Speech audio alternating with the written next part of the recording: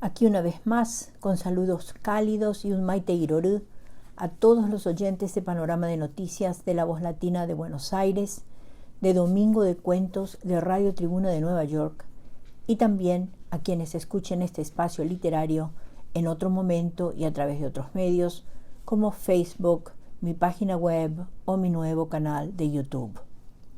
Soy Teresa Méndez Faith y nuevamente llego hasta ustedes desde Bedford, Massachusetts, con otro cuento de la producción narrativa de mi país natal, Xeretamí, Paraguay, situado en el corazón de América del Sur. El cuento escogido para hoy se titula La Casa del Cuadro y es de René Ferrer, ganadora de los 2 premios literarios máximos de Paraguay: el Premio Municipal de Literatura en 2010 por su novela La Querida y el Premio Nacional de Literatura en 2011 por su poemario Las Moradas del Universo. Y escritora que es además gran difusora y promotora de la literatura paraguaya en el exterior, a través de su participación en congresos y simposios internacionales en España, como Madrid, Sevilla, en Francia, Italia, algunos que me tocó compartir con ella en Estados Unidos, en Atlanta, Georgia, en la Universidad de Kansas, en Washington, D.C. y en otros lugares. Presentaciones de libros, conferencias auspiciadas y coauspiciadas por Uninorte en Asunción en 2007, en 2011 y más. Conocí personalmente a René en 1989, cuando a fines de marzo fui a Asunción como parte de una delegación académica de observadores internacionales auspiciada por la Asociación de Estudios Latinoamericanos, LASA. Desde entonces, desde hace más de 30 años, no hemos perdido el contacto, reencontrándonos de tanto en tanto y a menudo en presentaciones de libros, conferencias, charlas, ferias de libros, reuniones sociales. Y en todos estos encuentros, René siempre brillando por su entusiasmo, su carisma y su profundo conocimiento de las letras y la historia de nuestro país. Con respecto a La Casa del Cuadro, este es uno de los 20 cuentos incluidos en su primer libro, La Seca y otros cuentos, cuyos textos en su mayoría revelan trasfondos de miseria, dolor e injusticias de todo tipo debido a que reflejan contextos sociales reales, vigentes en la realidad presente o pasada de su país.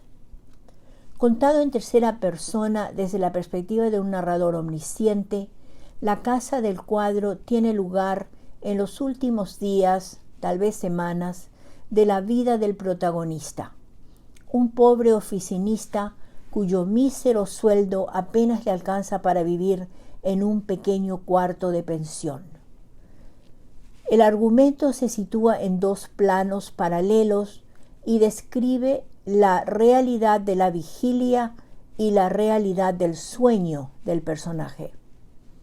En este cuento coexisten 2 mundos alternativos muy diferentes: el de la realidad cotidiana del protagonista y el de la realidad por él soñada o imaginada. ¿Cómo se conectan esas 2 realidades en la trama del relato? Pues a través de un cuadro, el mencionado en el título. Es que La Casa del Cuadro es también un cuento fantástico cuyo carácter como tal se revela recién al final, con la aparición de una llave, un objeto proveniente del sueño en la realidad del protagonista. Y aquí les revelo que La Casa del Cuadro es mi cuento favorito de los muchos que leí de René Ferrer, y por eso lo he incluido en varios cursos de literatura hispanoamericana y en algunos libros de mi autoría. En Narrativa Paraguaya de ayer y de hoy, tomo 1, en Nuevos Contextos, 12 cuentistas contemporáneos de Hispanoamérica, y también una entrevista sobre ese cuento en 22 charlas literarias de ayer y de hoy. La primera vez que leí este cuento en el siglo pasado, me fascinaron tanto el contenido temático como la estructura y el contrapunto en dos planos, real y fantástico, en que se desarrolla el cuento.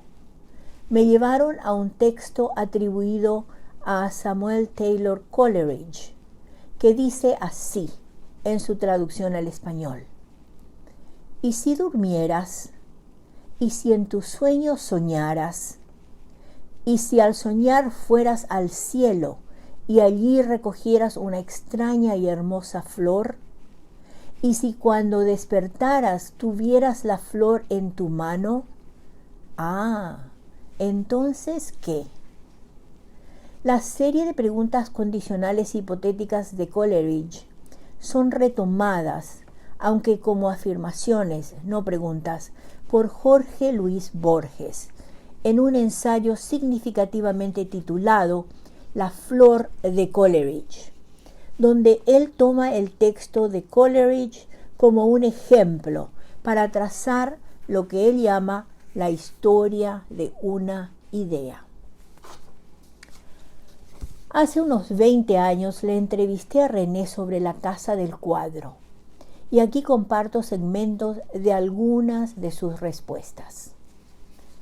Cuando le pregunté si podía hablar de la génesis y de cómo surgió la idea para este cuento, me respondió así, y cito de aquella entrevista: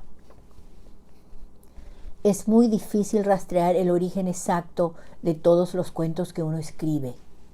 A veces una palabra escuchada al pasar, una sensación, una mirada, pueden generar toda una trama. En este caso, el detonante fue un cuadro minúsculo, inclinado sobre una pared de no recuerdo dónde, en el fondo del cual se veía una casa señorial. En un cuento se mezclan siempre varios ingredientes. Por un lado, la chispa que inicia el proceso creativo, por otro, las briznas que alimentan ese fuego, y ahí es donde aparecen los personajes, emergiendo de la imaginación, de la vida real o de las lecturas que uno hace, porque muchas veces uno no se conforma con el destino de ciertos personajes y les busca otra salida. Fin de esta cita. Le pregunté ahí si recordaba algunas lecturas en particular que tal vez influyeron en la creación del personaje protagonista de La Casa del Cuadro. Y aquí va su respuesta. Por esa época yo estaba leyendo mucho a Kafka, Borges, Cortázar, Maupassant, Chekhov, los maestros del género. Recuerdo que la metamorfosis de Kafka me produjo una gran compasión por la situación miserable de Franz Simpson, el personaje principal, y la manera como se sentía. Creo que La Casa del Cuadro en cierta forma es un mentiz a ese sentimiento de desvalorización de uno mismo. Supongo que un móvil pudo ser el deseo de pronunciar un rotundo no a tanta tristeza e intentar una búsqueda de otra posibilidad para la gente anodina que se considera tan mínima como un insecto. Fin de esta cita. Finalmente le pregunté si había algo especial en La Casa del Cuadro, algún elemento o aspecto de la trama, algún tema que como autora le gustaría compartir con sus lectores y oyentes. Y con respecto a esto, aquí van sus palabras textuales, tal cual me contestó. Me fascina el juego que se produce entre la realidad real y esa otra realidad que no vemos. En La Casa del Cuadro, los planos real y fantástico se entremezclan, ingresando uno en el otro, hasta crear una ambigüedad que nos lleva por momentos a preguntarnos cuál es la verdadera realidad. Y los lectores, oyentes en este caso, supongo que se habrán preguntado o se preguntarán en cierto momento ¿Cuál de los dos planos es verdaderamente el más real? Pero al final, la llave y las luces encendidas en la casa del cuadro están ahí dándole veracidad a lo inverosímil. Fin de las citas. Y ahora sí, sin más comentarios, creo que ya están bien preparados para escuchar el audio número 2 que sigue y disfrutar del cuento La casa del cuadro de René Ferrer.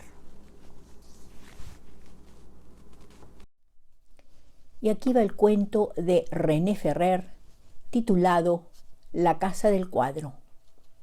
Había tenido un día pesado. La reprimenda del jefe seguía amargándole la boca, sobre el sabor del fernet que se tomó al salir de la oficina.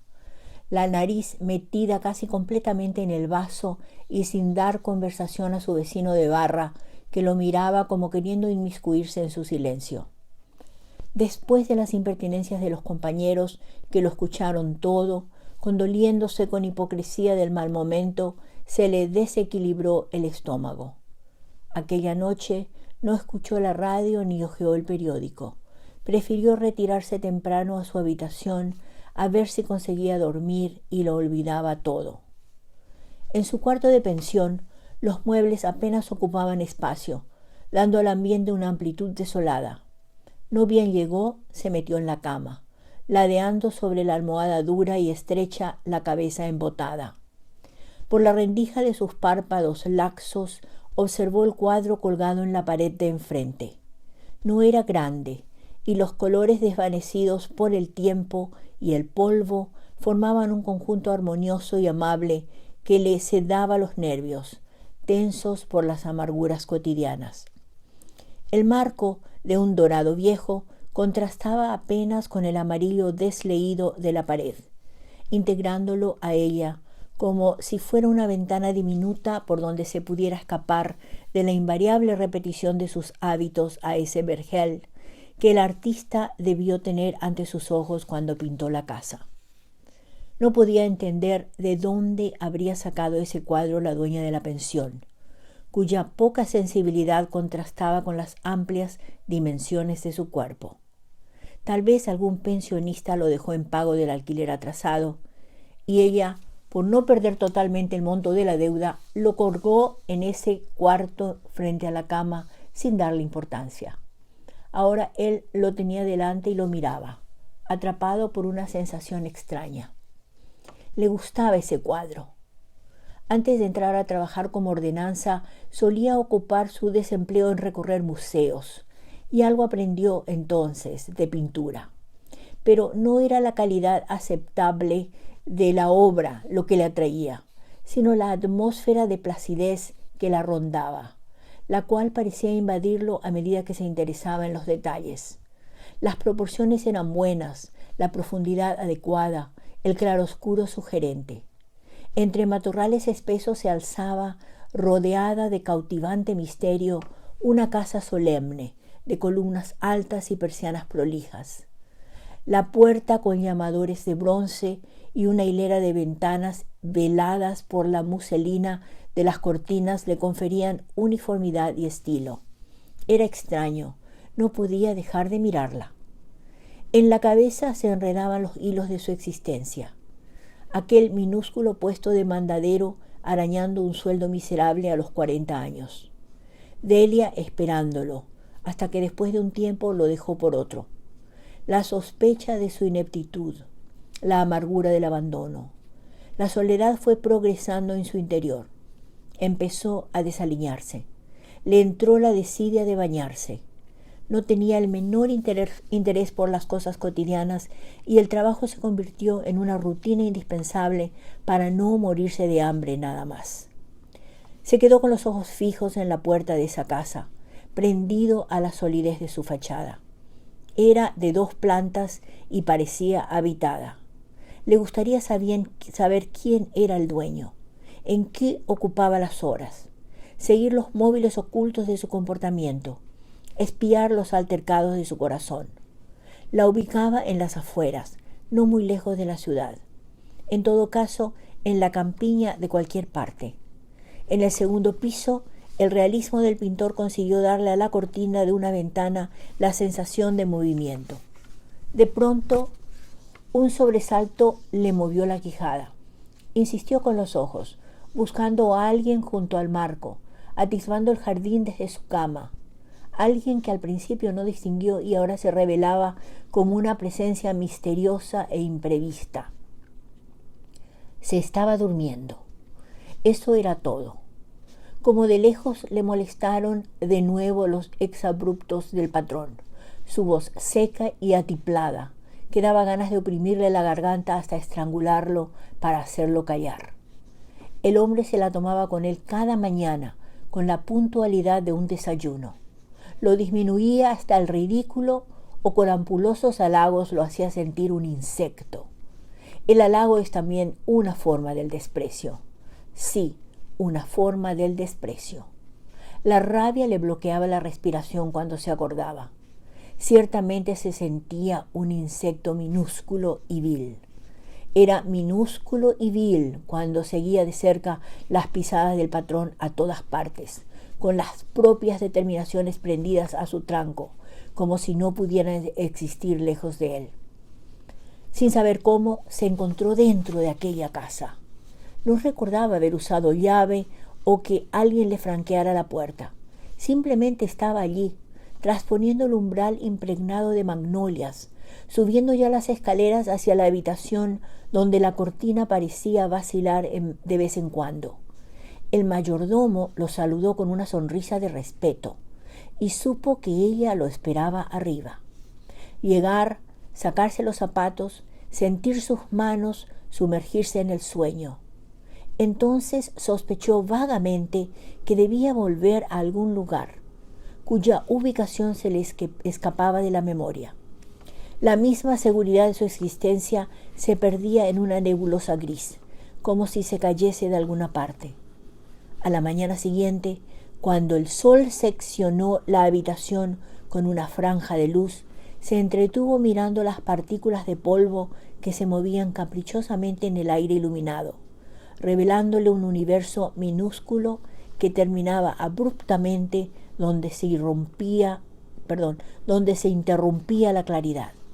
Le sobrecogió la evidencia de esos dos mundos superpuestos, tan dispares y reales a la vez, coexistiendo en la misma habitación sin que nadie lo notara, hasta que una circunstancia fortuita los pusiera en evidencia. Un fenómeno tan simple como un rayo de luz lo anonadó. Le inquietaban las cosas que permanecían ocultas, las cosas veladas, solo porque se desconoce la clave para comprenderlas, los enigmas. El amargor persistía a los costados de su lengua, un poco pastosa todavía. Distraídamente cumplió el horario de oficina y aquella noche, a pesar de ser jueves, no fue al cine. Se quedó en la pensión tirado sobre la cama en absorta contemplación. Escudriñó el cuadro de un ángulo a otro. Encontró líneas que hasta entonces curiosamente se le habían escapado. Afuera arreciaba la tormenta. Las pisadas menudas de la lluvia sobre el techo de zinc lo adormecieron. La araña del comedor estaba encendida y ella espléndida dentro de su vestido color malva. Se sentó a la cabecera de la mesa a saborear cada bocado, intercalando trozos de pollo con trozos de conversación. Ella lo escuchaba con solicitud, inclinando la cabeza con ese gesto tan suyo que lo incitaba a besarle la nuca. Era feliz. De repente, sin entender por qué, una inquietud extraña se le trepó a los dedos de los pies. Escaló sus flacas piernas cruzadas hasta imprimir en su rostro una crispada vacilación. Ella lo notó. De cualquier forma no dijo nada, y aquello dejó flotando en el aire una momentánea ambigüedad, como una incomodidad que no sabe dónde sentarse. En ese instante el mayordomo le alcanzó una tarjeta sobresaltando el silencio. Los asuntos pendientes, sus fincas, las plantaciones lo requerían constantemente. Los administradores lo consultaban y él debía prestarles atención. Siendo el dueño de todo era lo normal. Para que los negocios anduvieran bien, el único secreto era atenderlos, pensó con satisfacción, dando por finalizado el almuerzo. Se despidió de su mujer y ya salía cuando el mayordomo le dijo con voz amable: «No se olvide de la llave, señor», y se la puso en el bolsillo. La sensación de vacío se intensificó cada mañana, pesándole en el pecho como a una gran ausencia. El reloj le taladraba la cabeza con su chicharra acatarrada, recordándole que si perdía el ómnibus llegaría tarde a la oficina, y si llegaba tarde tendría que vérselas con los improperios del jefe, y era capaz de no aguantar más y zamparle en la cara algún escupitajo verbal que le costara el puesto. A su edad, sin preparación especial y el poco interés que sentía por las cosas, no tenía muchas posibilidades de ubicarse en otro lugar. Una vez despierto, el tormento se instalaba en él. Había que obedecer al reloj, parar esa campanilla, levantarse cuanto antes, salir a la calle a toda carrera para no perder el ómnibus, llegar a tiempo a la oficina y rellenar como pudiese el desabrido curso de las horas con esos gestos de aceptación tan suyos durante todo el día. Las lluvias se hicieron más intensas esa temporada, prolongándose como un aburrimiento gris. Con los zapatos mojados, sin impermeable y el paraguas destartalado, no fue difícil contraer un resfriado, después una fiebre y ganar la cama, donde tuvo que soportar día tras día la indiferencia de la dueña, que siempre le subía el caldo frío. Lo peor era ese vano esfuerzo por despertar. Quería huir con desesperado aturdimiento de esa pesadilla que lo ahogaba bajo las sábanas, de la fiebre latiéndole en la piel, sin que nadie lo cuidara, de las averiguaciones furibundas del patrón sobre su ausencia y las subsiguientes amenazas de despido si no volvía al trabajo a la mañana siguiente. La cabeza le pesaba en tanto sus huesos se destacaban cada vez más bajo el pijama pegajoso de sudor. Ese obstinado propósito de despertar no cesaba nunca, salvo de noche, cuando volvía a la casa y encontraba a su mujer sonriente frente a la chimenea prendida. Al mayordomo solícito, pronto a entregarle la correspondencia. El vestíbulo perfumado de magnolias, las cosas en su sitio, la puerta abierta. Como de costumbre, las luces del comedor ya estaban encendidas. Las bandejas cubiertas con campanas de cristal dejaban filtrar su aroma hacia el salón, abriéndole el apetito. Su mujer más hermosa que nunca. El deleite anticipado de las sábanas tibias junto a ella le cosquilleaba entre las piernas. La deseaba. De vez en cuando, sin embargo, lo agobiaba una confusa desazón, el temor a tanta felicidad. Aquel año las lluvias se prolongaron más de lo habitual. En la casa de pensión, el agua se coló por las goteras, inundando los rincones del cuarto sin que nadie se ocupara en secar los charcos. El encierro prolongado vició el aire a su alrededor, intensificándole los espasmos de la fiebre. El patrón terminó por aceptar que un ser tan anodino como él podía enfermarse también. Cuando el médico diagnosticó neumonía, la casera, de puro cristiana, lo dejó tirado en la cama en lugar de enviarlo al hospital. Desde su impotencia dolorida tuvo que tolerar su aureola de santidad, a pesar de que nunca se acordaba de alcanzarle el plazo de caldo a la hora conveniente. En la casa de la campiña le contaba a su mujer sobre aquella habitación enrarecida por los vahos de la fiebre. Le detallaba con prolijidad los pormenores de su postración, el descuido en que lo tenían. Perdía el color, levantaba la voz con urgencia atropellada, insistía en lo mismo hasta que, con la cara entre las manos, se quedaba mirando fijamente el fuego, mientras ella le repetía una y otra vez que no hiciera caso, que todo eso eran pesadillas por el exceso de trabajo. Debía dormir más, volver más temprano. Con voz aterciopelada le ponía susurros en la nuca hasta verlo tranquilo. Cuando pasaba al comedor, donde la conversación transcurría con esa dulzura que tiene la campiña poco después del atardecer, antes de que se cierre definitivamente el día.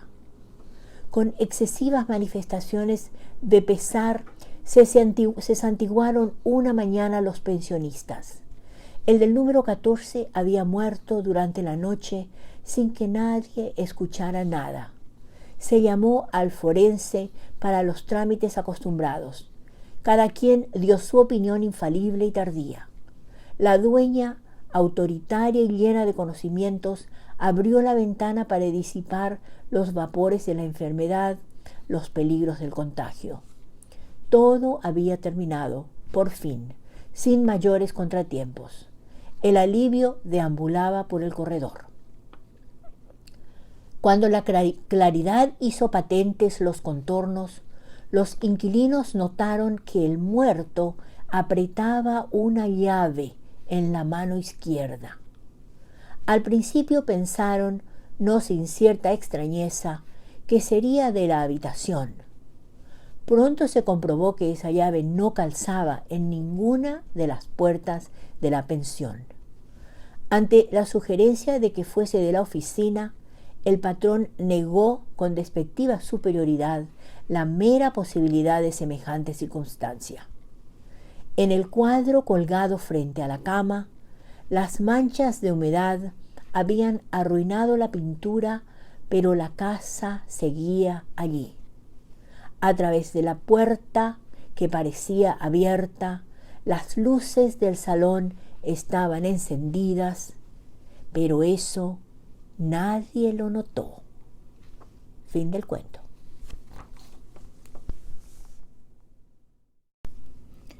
Y aquí van datos biobibliográficos para René Ferrer. Esta información proviene de la 4ª edición de mi Diccionario de la Literatura Paraguaya, publicado en diciembre de 2021. René Ferrer nació en Asunción en 1944. Poeta, narradora, ensayista y dramaturga. Doctorada en Historia por la Universidad Nacional de Asunción, René Ferrer es miembro de la Sociedad de Escritores del Paraguay, de Escritoras Paraguayas Asociadas, miembro de número de la Academia Paraguaya de la Lengua Española y es una de las escritoras más prolíficas de su generación. De sus obras publicadas cabe destacar en poesía Hay surcos que no se llenan, 1965. Voces sin réplica, 1967. Desde el cañadón de la memoria, 1984. Premio Amigos del Arte, 1982. Peregrino de la Eternidad, 1985. Sobreviviente, 1985. Premio Amigos del Arte, 1984. Nocturnos, 1987. Viaje a destiempo, 1989. Premio El Lector. De lugares, momentos e implicancias varias, 1990. El acantilado y el mar, 1992. Itinerario del deseo, 1994. Edición bilingüe español-portugués, 1997. La voz que me fue dada, poesía, 1965-1995. De 1996. El resplandor y las sombras, 1996. De la eternidad y otros delirios, 1997. El ocaso del milenio, 1999. Poesía completa hasta el año 2000, de 2000. La celebración del cuerpo y otros cantos, 2005. Y Las moradas del universo, 2011. Premio Nacional de Literatura 2011. En narrativa tiene La seca y otros cuentos, 1986. Premio La República, cuyo relato titular, La Seca, obtuvo el primer premio Pola de Lena en España en 1985. Los Nudos del Silencio, 1988, edición en portugués, 1997, y en francés, 2000. Su primera novela. Por el Ojo de la Cerradura, 1993, premio Los 12 del Año. Otra colección de cuentos. Desde el encendido corazón del monte, 1994, edición bilingüe español-francés y edición en árabe, 2008. Relatos ecológicos y obra ganadora del primer premio de la UNESCO y la Fundación del Libro en la Feria del Libro de Buenos Aires, 1995. Vagos sin tierra, 1999, novela. Entre el ropero y el tren, 2004, cuentos. La querida, 2008, novela, Premio Municipal de Literatura 2010, y Dos rostros, un destino, 2019, que es su novela más reciente. También es autora de poemarios y cuentos infantiles, entre estos La mariposa azul y otros cuentos, 1987, edición bilingüe español-guaraní, 1998, Salvemos el lago, 2007, una obrita teatral, y De cómo un niño salvó un cedro, 2011. En 1993 realizó las adaptaciones teatrales de dos cuentos, La sequía, de Rodrigo Díaz Pérez, y Hay que matar un chancho, de su propia autoría. Obras que integran la presentación unipersonal Mujeres de mi tierra, llevada a cabo en Francia, España y Colombia ese mismo año, 1993, por la actriz paraguaya Ana María Imiscós. Su producción dramática, posterior a su obra poética y narrativa, incluye 4 piezas breves: Escape al río, La partida de dados, El burdel y Se lo llevaron las aguas, todas escritas y estrenadas en 1998, y La colección de relojes, 2001, inspirada en un cuento de su propia autoría.